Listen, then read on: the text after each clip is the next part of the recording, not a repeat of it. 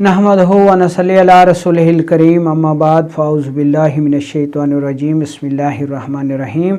अस्सलामु अलैकुम व रहमतुल्लाहि व बरकातुहू। मैं हूं आपका मेज़बान हकीम लियाकत अली खिची और आप देख रहे हैं हमारा यूट्यूब चैनल हर्बल वर्ल्ड।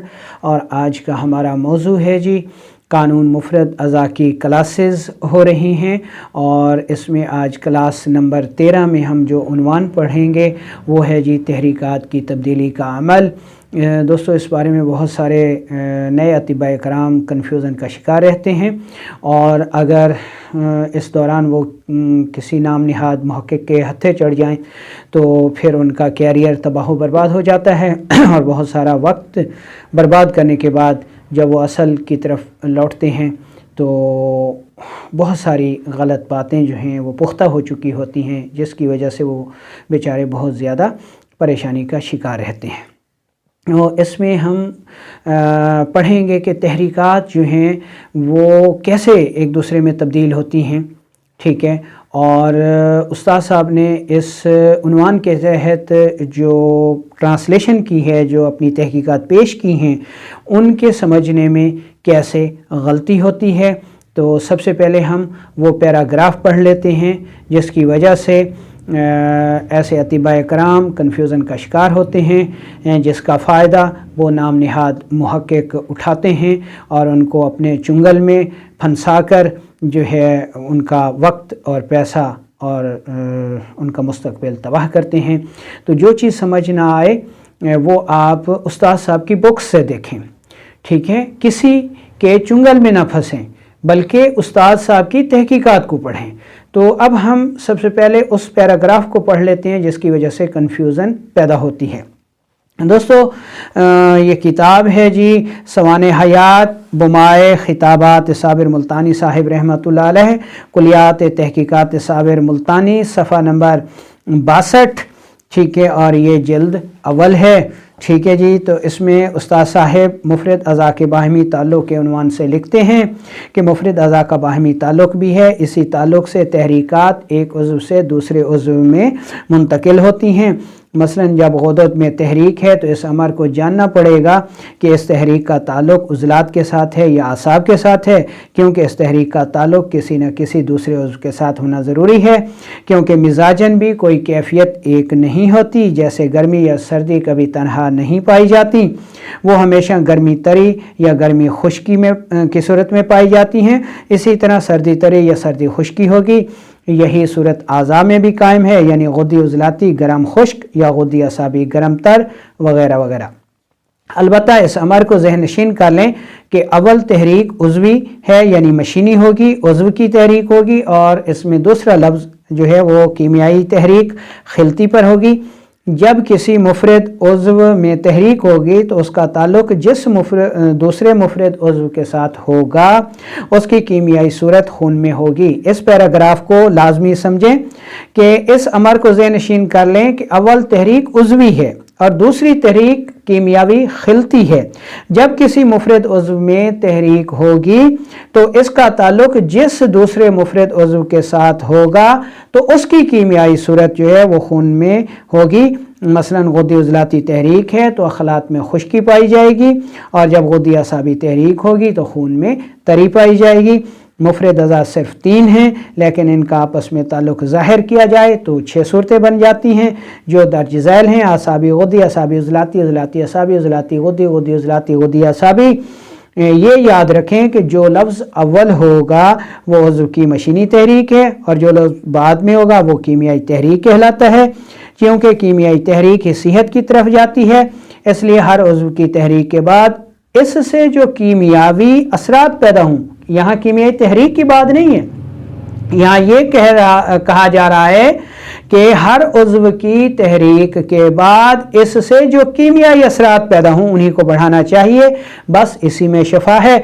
अब नाम निहाद मुहक्किक कैसे फ़ायदा उठाता है इस तरतीब से, वो आपको आधी बात बताता है। वो कहता है कि इसमें उस्ताद साहब ये लिखते हैं कि जो लफ्ज़ अव्वल होगा वो उज़्व की मशीनी तहरीक है और जो लफ्ज़ बाद में होगा वो कीमियाई तहरीक है। क्योंकि कीमियाई तहरीक सेहत की तरफ जाती है, इसलिए हर उज़्व की तहरीक के बाद इसे कीमियाई तहरीक को बढ़ाना चाहिए।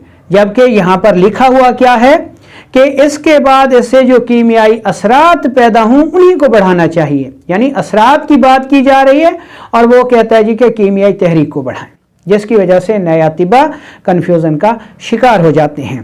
तो सादा और मुख्तसर तरीके से मैं आपको समझा देता हूँ कि उस्ताद साहब ने ये कहा कि आज़ा, यानी यहाँ सफ़ा नंबर 62 पर देखें कि मुफरद अज़ा सिर्फ 3 हैं, यानी दिल, दिमाग और जिगर।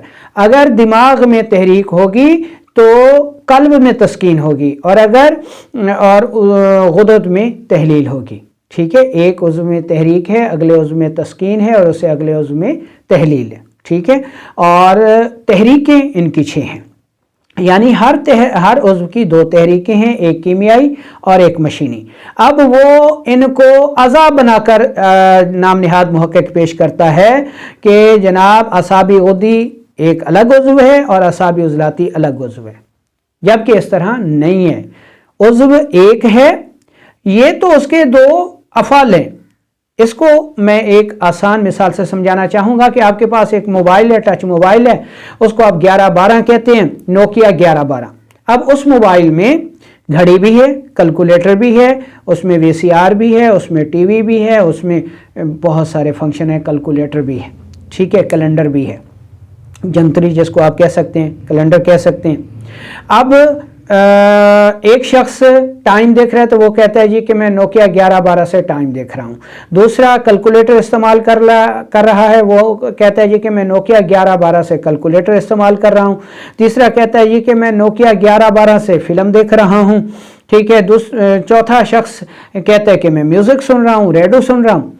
तो ये रेडियो सुनना, ठीक है, घड़ी देखना, कैलेंडर इस्तेमाल करना, कैलकुलेटर इस्तेमाल करना, ये अफ़ाल हैं, जबकि मशीन एक है, नोकिया 1112। यही सूरत हाल आप इंसानी जिस्म में भी समझ लें, उज़्व एक है और जो तहरीकें हैं ये उसके अफ़ाल हैं। मैं इसको मज़ीद आसान करके आपको समझा देता हूँ कि आसाब यानी एक पुर्जा है, एक मशीन है, हमारा दिमाग एक मशीन है। ठीक है, अब हम कहते हैं आसाबी गुद्दी, तो इसमें जो पहला लफ्ज़ है वो उज़्व के मशीनी फ़ेल को ज़ाहिर करता है, यानी उज़्व को बताता है, दिमाग का बताता है।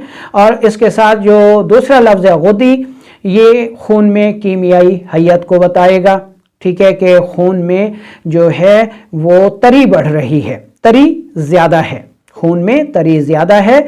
यानी असाबी गुद्दी का मतलब ये हुआ कि पहला लफ्ज़ दिमाग आ गया और दूसरा लफ्ज़ जो गुद्दी आ गया, ये खून की हैयत को बता रहा है कि खून में तरी ज़्यादा है। लेकिन इसमें यह भी बताता है कि खून में जो तरी है उसका ताल्लुक़ गर्मी के साथ है, यानी गर्म रतूबात है। अब ये तहरीक दूसरी तहरीक में कैसे तब्दील होगी? अब जब तक बलगम का ताल्लुक हरारत के साथ है, दिमाग का ताल्लुक गुदद के साथ है और जिसमें गर्म रतूबात हैं, अगर हम इस अमल को मज़ीद नहीं बढ़ाते, यानी मज़ीद तरी नहीं पैदा करते, तो ये तहरीक कभी भी तब्दील नहीं होगी, यहीं पे रुकी रहेगी। अब हम करेंगे क्या? हम आसाबी उज़लाती तहरीक शुरू करेंगे।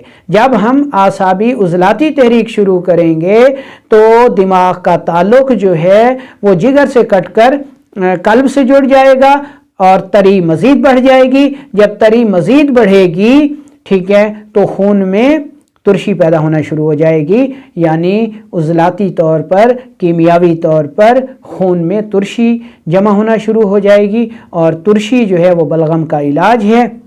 इस तरह असाबी उज़लाती तहरीक से बलगम का इलाज भी हो जाएगा और कीमियाई तौर पर खून में तुरशी बढ़ने लगेगी। जब तुरशी मुकम्मल तौर पर बढ़ जाएगी तो जो असाब का ताल्लुक़ था वो बदल जाएगा और तहरीक उज़लाती असाबी कहलाएगी। लेकिन ऐसे मुहक्किक जो है वो गलत बताते हैं। वो कहते हैं जी कि आसाबी गुद्दी का जो मतलब है वो ये है कि आसाबी दिमाग की मशीनी तहरीक हो गई और गुद्दी कीमियावी तहरीक हो गई, इसलिए कीमियावी तहरीक को ही बढ़ाना चाहिए, यानी गुदद को तहरीक दें। तो दोस्तों ऐसा हरगिज़ नहीं है। بلکہ اس میں جو دوسری بات کی گئی ہے وہ کیمیاوی اثرات کو بڑھانے کی گئی ہے کہ اگر اعصابی غدی میں گرم رطوبات ہیں یعنی طریقہ تعلق گرمی کے ساتھ ہے تو اسی عمل کو مزید بڑھائیں، یعنی طریق کو مزید بڑھائیں۔ جب ہم طریق کو مزید بڑھائیں گے تو طریقہ تعلق گرمی سے ٹوٹ جائے گا اور ترشی سے جڑ جائے گا، اور جب ترشی بڑھے گی تو جو بلغم ہے، تری ہے، یہ کم ہونا شروع ہو جائے گی۔ ٹھیک ہے، اس طرح اعصابی غدی میں جو تسکین عضلاتی اعصابی میں تھی تو ترشی جب مکمل ہوگی تو عضلاتی اعصابی کی تسکین دور ہو جائے گی۔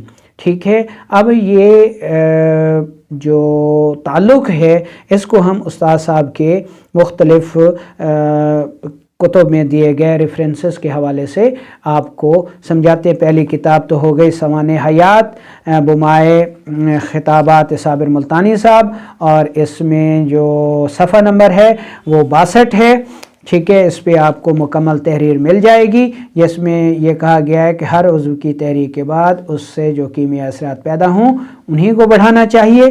ٹھیک ہے، اس کے بعد دوسرا استاد صاحب نے اپنی کتاب تحقیقات سوزش و آرام کے صفحہ نمبر 386 پہ یہ لکھا ہے کہ جو لفظ پہلے بیان ہوتا ہے وہ عضو کا ذاتی فعل ہے جس کو اس کا مشینی فعل کہہ سکتے ہیں، اور جو دوسرا لفظ بیان کیا جاتا ہے وہ اس فعل کا کیمیائی اثر یا نتیجہ ہے، کیونکہ دنیا میں کوئی کیفیت مفرد نہیں ہوتی، صرف گرم یا سرد یا صرف تر یا خشک نہیں ہوتی، بلکہ تر یا گرم خشک اور تر یا سرد خشک دونوں کیفیات کو اکٹھا بیان کیا جاتا ہے۔ اس کا مقصد بھی یہی ہوتا ہے کہ پہلی کیفیت مشینی ہوتی ہے اور دوسری کیفیت کیمیاوی ہوتی ہے۔ ان پر ذرا سا غور کرنے سے آسانی سے ذہن نشین ہو جاتی ہیں۔ ٹھیک ہے جی، اس کے بعد آگے چلتے ہیں۔ تو استاد صاحب نے یہ کہا ہے جی کہ ہر تحریک کے بعد جو دوسرا کیمیاوی فعل ہے اسی کو بڑھانا چاہیے۔ اسی لیے ہم دیکھتے ہیں کہ اعصابی غدے کا علاج اعصابی عضلاتی ہے اور اعصابی عضلاتی کا علاج عضلاتی اعصابی ہے، لیکن نام نہاد محقق آپ کو کہتا ہے کہ ایک تحریک کے بعد 2 تحریکیں چھوڑ کر چوتھی تحریک میں علاج کرو، یعنی اعصابی عضلاتی تحریک کو چھوڑ کر اعصابی عضلاتی تحریک ہے تو عضلاتی اعصابی کو بھی چھوڑ دو، عضلاتی غدی کو بھی چھوڑ دو، غدی عضلاتی میں علاج کرو۔ تو اگر کوئی ایسا محقق کہتا ہے تو اس سے استاد صاحب کی کتاب سے ریفرنس مانگے، وہ خود ہی بھاگ جائے گا، آپ کو کچھ اور کرنے کی ضرورت ہی نہیں ہے۔ اگر کوئی نام نہاد محقق کہتا ہے جی کہ استاد صاحب نے یہ کہا ہے کہ اعصابی عضلاتی تحریک ہے، عضلاتی اعصابی کو بھی چھوڑ دو، عضلاتی غدی کو بھی چھوڑ دو، غدی عضلاتی میں علاج کرو، تو آپ اس سے ریفرنس مانگیں، حوالہ مانگیں۔ جب آپ ریفرنس اور حوالہ مانگیں گے تو وہ خود ہی بھاگ جائے گا۔ ٹھیک ہے جی، اب یہ کتاب ہے جی تحقیقات 3 انسانی زہر، صفحہ نمبر ہے 448۔ استاد صاحب لکھتے ہیں کہ چونکہ بلغم کی زیادتی اعصابی تحریک سے پیدا ہوتی ہے اور اس کے بالمقابل عضلاتی تحریک سے بلغم ختم ہو جاتی ہے، اس لیے عضلات کو تحریک دیں۔ ٹھیک ہے، یعنی اعصابی تحریک کا علاج عضلاتی تحریک ہے۔ ٹھیک ہے جی، اب آگے چلیں تو صفحہ نمبر ہے جی 470 اور تحقیقات 3 انسانی زہر، یعنی صفحہ نمبر 470 اور 471، 471 تحقیقات 3 انسانی زہر۔ استاد صاحب لکھتے ہیں کہ نظریہ مفرد اعضاء کے تحت بواسیر کا اصول علاج یہ ہے کہ بواسیر عضلاتی تحریک اور سوزش ہے اور اس کا علاج غدی تحریک ہے، جس کا مرکز جگر ہے۔ اگر ریاحی بواسیر ہے تو عضلاتی اعصابی ہے، اور اگر خونی بواسیر ہے تو عضلاتی غدی ہے۔ اگر ریاحی بواسیر یعنی عضلاتی اعصابی ہے تو اس کو عضلاتی غدی کر دیں، لیکن نام نہاد محقق آپ کو کہتا ہے یہ کہ عضلاتی اعصابی تحریک ہے تو اس کا علاج غدی اعصابی میں کرو۔ اگر آپ کو نام نہاد محقق ایسا کہتا ہے تو وہ غلط ہے، اس سے حوالہ مانگیں، وہ خود ہی بھاگ جائے گا۔ ٹھیک ہے، اسی طرح استاد صاحب فرماتے ہیں کہ اگر ریاحی بواسیر یعنی عضلاتی اعصابی ہے تو اس کو عضلاتی غدی کر دو، بس آرام ہو جائے گا، اور اگر خونی بواسیر ہے یعنی عضلاتی غدی ہے تو اس کو غدی عضلاتی تحریک کر دیں، بالکل آرام ہو جائے گا۔ ٹھیک ہے، तो इसी तरह हम मज़ीद आगे बढ़ते हैं और हवाला देखते हैं। तहकीकात अमराज़ व अलामात और सफ़ा नंबर 542।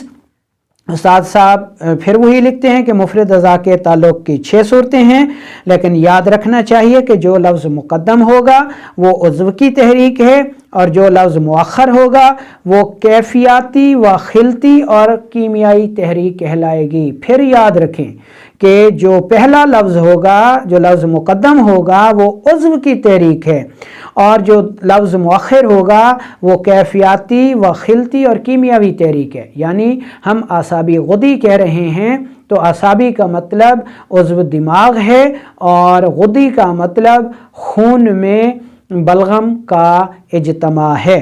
ठीक है। अब चूँकि सेहत का दारो मदार कैफियत व अखलाक और खून के कीमियाई इतदाल पर कायम है, इसलिए ये इतदाल हर सूरत कायम रखना ज़रूरी है। जो मुफ़रद आज़ा के अफ़ाल को तेज़ तर कर देने से खून का इतदाल दुरुस्त हो जाता है।